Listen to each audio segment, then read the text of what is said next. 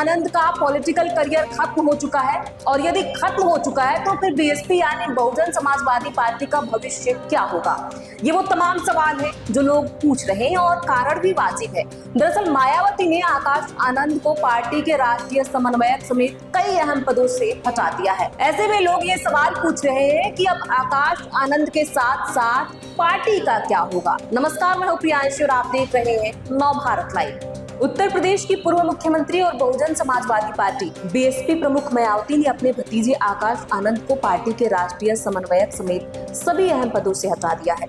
मायावती ने कहा है कि अहम फैसले वो खुद लेंगी। आपको बता दें, आकाश आनंद को दूसरी बार बीएसपी के राष्ट्रीय समन्वयक पद से हटाया गया है। अब सवाल है कि क्या आकाश आनंद का बीएसपी में भविष्य खत्म हो गया है? हालांकि आकाश की जगह उनके पिता को जिम्मेदारी देने के बाद ऐसा लग नहीं रहा है कि उनका भविष्य खत्म हो गया है। मायावती करीब 70 साल की हो गई हैं और पार्टी को एक नौजवान नेता चाहिए। ऐसे में आकाश आनंद को भले अभी नेपथ्य में रखा गया हो, लेकिन आखिरकार पार्टी की कमान परिवार के हाथों में ही आएगी। लेकिन चिंता की बात यह है कि पार्टी पिछले 1.5 दशक में काफी कमजोर हुई है। पार्टी का जनाधार तेजी से गिरा है और अभी कोई संकेत नहीं दिख रहे हैं कि बीएसपी अपना खोया हुआ जनाधार वापस पा लेगी।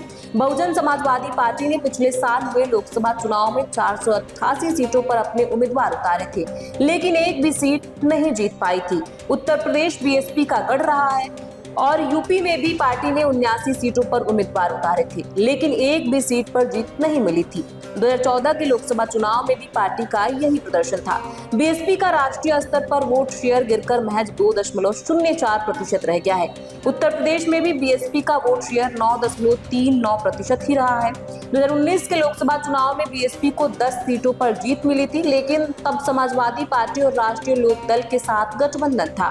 2022 के उत्तर प्रदेश विधानसभा चुनाव में तो बीएसपी को महज एक सीट पर जीत मिली थी। 2017 के विधानसभा चुनाव की तुलना में बीएसपी का वोट शेयर भी 22.23% से गिरकर 12.88% हो गया था। 2017 के यूपी विधानसभा चुनाव में बीएसपी को 19 सीटों पर जीत मिली थी। 2019 के लोकसभा चुनाव के बाद आकाश आनंद को बीएसपी का राष्ट्रीय समन्वयक बनाया गया था, लेकिन पार्टी को जीत की रेस में लाने में नाकाम रहे थे।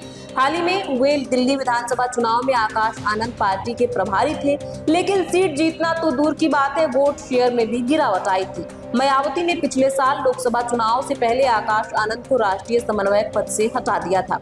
हटाने का तर्क दिया गया था कि अभी उन्हें और परिपक्व होने की जरूरत है, लेकिन आकाश को तब हटाया गया था जब वह सत्ताधारी बीजेपी पर सीधा और तीखा हमला बोल रही थी। 2024 के लोकसभा चुनाव के बाद आकाश आनंद की फिर से वापसी हुई थी। जनवरी में तो एक तरफ से आकाश को प्रमोट करते हुए राज्यों की जिम्मेदारियों से मुक्त करते हुए संगठनिक और कैंपेन से जुड़ी राष्ट्रीय जिम्मेदारी दे दी गई थी।